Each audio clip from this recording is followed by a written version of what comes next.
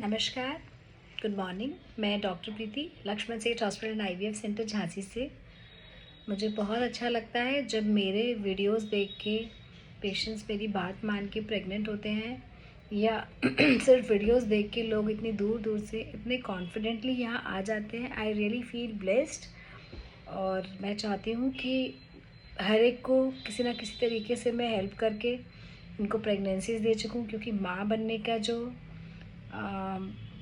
मतलब वर्ल्ड में जो बेस्ट चीज़ होती है एक मदर, और एक बेस्ट रिलेशन होता है मदर और बच्चे का। सो आई जस्ट वांट कि सबको प्रेगनेंसी हो।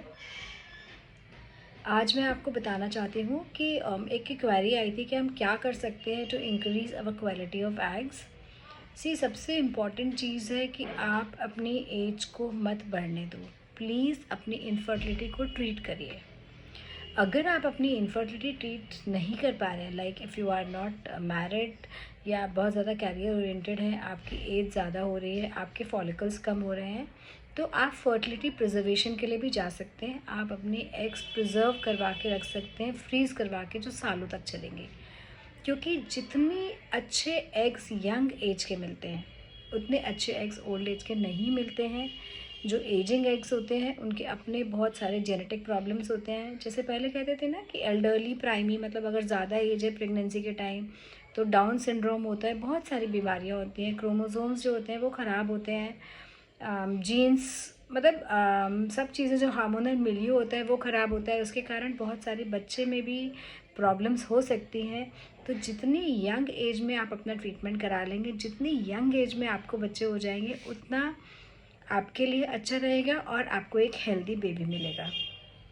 और क्या होता है कि लाइफ में फ़िक्स होता है, हर महीने पहले जब बच्ची पैदा होती है तो लाखों की क्वांटिटी में होती है, और फिर वो कम होके हज़ारों में, और फिर फाइनली हर मंथ टूटते टूटते टूटते टूटते ख़त्म होने लगते हैं एग्स। तो इसलिए अगर आपकी एज बढ़ रही है, प्लीज़ उसे बढ़ने मत दीजिए, अपना ट्रीटमेंट कराइए। जो भी पॉसिबल है, जो भी बेस्ट पॉसिबल है। इट डजंट मीन कि आप सीधे आईवीएफ कराएं। अब हम कर क्या सकते हैं अपने तरीके से नेचुरली अपने एग्स अच्छे करने के। अगर आपकी एज ज़्यादा है या वैसे भी आपकी ज़्यादा एज नहीं है, स्टिल अच्छा, अगर अच्छे एग्स मिलेंगे तो डेफिनेटली प्रेगनेंसी होने के चांसेस ज़्यादा होंगे, हेल्दी बेबी होने के ज़्यादा चांसेस होंगे। सो आई विल टेल यू सब डूज़ एंड डोंट्स जो आपको करने चाहिए। सबसे इम्पॉर्टेंट चीज़ है एक हेल्दी डाइट लेना, बिकॉज़ हेल्दी डाइट में अगर अच्छा प्रोटीन होगा, कार्ब्स कम होंगे, आपके फ्रूट्स वेजिटेबल्स ज़्यादा होंगे जिससे हमें एंटीऑक्सीडेंट्स मिले, तो डेफिनेटली जो क्वालिटी ऑफ एग होगी वो अच्छी होगी। तो आप एक हेल्दी डाइट मेंटेन करिए। सेकेंड थिंग इज़ कि आप स्ट्रेस से दूर रहिए, बिकॉज स्ट्रेस क्या होता है, स्ट्रेस हर चीज़ ख़राब करता है। स्ट्रेस प्रेगनेंसी आने भी नहीं देता, और स्ट्रेस अबॉर्शन के रेट्स को भी बढ़ाता है। स्ट्रेस क्या करता है कि कॉर्टिसोल एक हार्मोन होता है बॉडी में, जिसकी क्वांटिटी बढ़ा देता है। उसके कारण सारा जो बॉडी का हार्मोनल मिलियो है वो चेंज हो जाता है। तो आपकी एग की क्वालिटी भी अच्छी नहीं रहती, मेल्स में भी स्पर्म्स की क्वालिटी अच्छी नहीं होती, कभी कभी उनको सीमेन डिस्चार्ज करने में भी प्रॉब्लम होती है, और उसके अलावा अबॉर्शन रेट भी बढ़ जाता है। थर्ड थिंग इज़ कि आप रेगुलर एक्सरसाइज करिए। आपको at least 30 minutes to 45 minutes per day कुछ ना कुछ एक्सरसाइज करनी चाहिए। हर एक को करनी चाहिए, चाहे वो मेल हो चाहे वो फीमेल हो। आप कुछ भी करिए, इट्स नॉट कि आपको जिम ही जाना है। आप वॉक कर सकते हैं, आप डांस कर सकते हैं, कुछ भी जो आपको पसंद है वो आप करिए, लेकिन एटलीस्ट 30 टू 45 मिनट्स।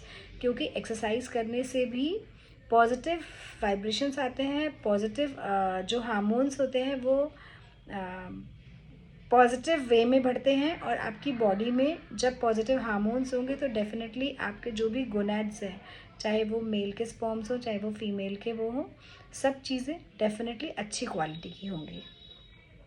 आपको एक अपना हाइड्रेशन अच्छा मेंटेन करना है। मैं हर पेशेंट से कहती हूँ कि आपको पानी ज़्यादा पीना है। दे विल से हम पानी बहुत पीते हैं, बट एक्चुअली आप पानी बहुत पी नहीं रहे होते। आपको देखना पड़ेगा आप पानी कितना पी रहे हो। मेरा हर पेशेंट को सजेशन होता है कि आप 4-5 बॉटल्स भर के रखो, और आप ये वो बिल्कुल मोटो बनाइए कि आपको सुबह से लेकर रात तक वो 4-5 बॉटल्स ख़त्म करनी। Then actually you will realise कि आप 1-2 लीटर पानी पी रहे थे या आप बहुत ज़्यादा पानी पी रहे थे। हाइड्रेशन मेंटेन करना बहुत इम्पॉर्टेंट है, तो आपको पानी ज़्यादा पीना है। उसके अलावा आपको डेफिनेटली अल्कोहल से दूर रहना है, स्मोकिंग से दूर रहना है, पैसिव स्मोकिंग वगैरह भी नहीं करनी है, बिकॉज़ ये सब चाहे वो मेल्स हो चाहे वो फीमेल्स में हद से ज़्यादा और मेल्स में भी कम करता है। आई हैव सीन पेशेंट्स जिनके बहुत अच्छे स्पर्म के पैरामीटर्स थे और मेरे पास जब वो आए तो एजोस्पर्मिक हो गए, मतलब उनके स्पर्म्स बिल्कुल नहीं बचे, just because of their drinking and smoking. तो इसलिए प्लीज़ कैफ़ीन, ड्रिंकिंग, अल्कोहलिज्म इन सब से और स्मोकिंग इन सब से थोड़ा सा दूर रहिए। ट्राई करिए हमेशा घर का हेल्दी खाना खाएं, बिकॉज़ वैसे भी आजकल खाने में बहुत मतलब इतने ज़्यादा पोल्यूशन के कारण, इतने ज़्यादा उसके कारण ना आपको बहुत अच्छा दूध मिल रहा है, ना आपको बहुत अच्छा अनाज मिल रहा है, ना बहुत अच्छा घी मिल रहा है। ट्राई करिए आप घर का हेल्दी फ्रेश मील खाएं।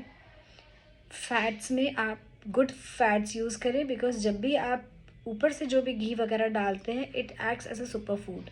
अगर आप वही उसमें छौंकते हैं तो इतना फ़ायदा नहीं होता, इसलिए आप ऊपर से घी डाल के खाइए। And ghee is really good for your health, वो आपको मोटा नहीं करने वाला, it's good form of fat. उसके अलावा आपको सप्लीमेंट्स लेने चाहिए। सप्लीमेंट्स में आप फोलिक एसिड बहुत इंपॉर्टेंट है, न्यूरल ट्यूब डिफेक्ट्स और बहुत सारे डिफेक्ट्स होते हैं बच्चे में जिनसे दूर रखता है वो।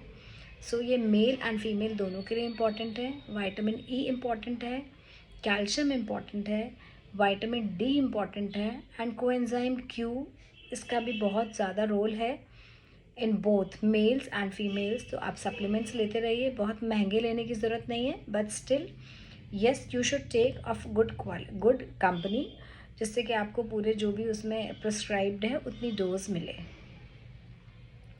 और आपको अपना जो वेट है वो एक प्रॉपर हेल्दी वेट मेंटेन करना है, बिकॉज़ जब भी आपका वेट बढ़ता है या आप बहुत ज़्यादा पतले होते हैं या बहुत ज़्यादा मोटे होते हैं, तो आपका जो हार्मोनल इम्बैलेंस है बॉडी में, जो बैलेंस है वो गड़बड़ होता है। और जब भी हार्मोनल इम्बैलेंस होगा तो डेफिनेटली इनफर्टिलिटी और इन सब की प्रॉब्लम्स आएंगी, डायबिटीज़ होगा, हाइपरटेंशन होगा, थायराइड की प्रॉब्लम होगी। So you have to maintain your weight by healthy exercise, by healthy diet, by home cooked food, by exercise, by hydrating yourself properly. So in the last I will like to tell you कि आप अगर एक healthy diet अपनाते हैं तो definitely आपके जो egg और स्पर्म की क्वालिटी है वो अच्छी होगी। अपनी एज ज़्यादा मत बढ़ने दीजिए।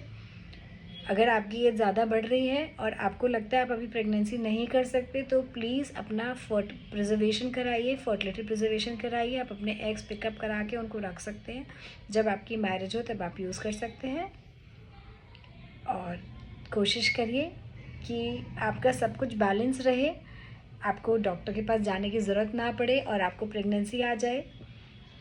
लेकिन अगर आपको प्रेगनेंसी नहीं हो रही है, I will repeat my words, अगर आपकी एज 30 से ज़्यादा है, आप 6 महीने विदाउट यूजिंग एनीथिंग आपको प्रेगनेंसी नहीं आ रही है, या आपकी एज 30 से कम है और 1 साल हो गया आपको विदाउट यूजिंग एनीथिंग आपको प्रेगनेंसी नहीं आ रही है, तो एक प्रॉपर इनफर्टिलिटी सेटअप में जाइए।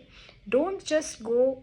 इसीलिए अभी गवर्नमेंट ने रूल बनाया है, उसमें ये रूल भी है कि जो भी सेंटर्स रजिस्टर्ड हैं फॉर IUI और IVF वो ही ओव्यूलेशन इंडक्शन ड्रग्स देंगे, बाकी लोग नहीं दे सकते। जस्ट बिकॉज कि ओव्यूलेशन इंडक्शन ड्रग्स दे के हम लोग ओवेरियन रिजर्व और ख़राब कर देते हैं। तो आप एक प्रॉपर इनफर्टिलिटी सेंटर पे जाइए जहाँ पे आपकी पूरी बेसिक जांचें हो जाएं। बेसिक जांचों के मैंने वीडियोस बनाए हुए हैं 2-3, आप उनको देखिए, आपको खुद पता पड़ जाएगा क्या क्या बेसिक जांचें होती हैं। अगर कुछ कमी आती है देन अकॉर्डिंगली ट्रीटमेंट, अगर कुछ कमी नहीं आती है देन यू कैन ट्राई फिर से सप्लीमेंट्स वगैरह लेके अपने डॉक्टर से बात करके फिर आप 2-3 महीने नॉर्मली ट्राई कर सकते हो। नहीं आ रहा है तो IUI, नहीं आ रहा है तो IVF, किसी चीज़ से भागने की ज़रूरत नहीं है। बिकॉज अगर आप आंखें बंद कर लेंगे दिन में तो रात नहीं हो जाएगी, दिन है तो दिन ही रहेगा। Thank you so much. नमस्ते, टेक केयर।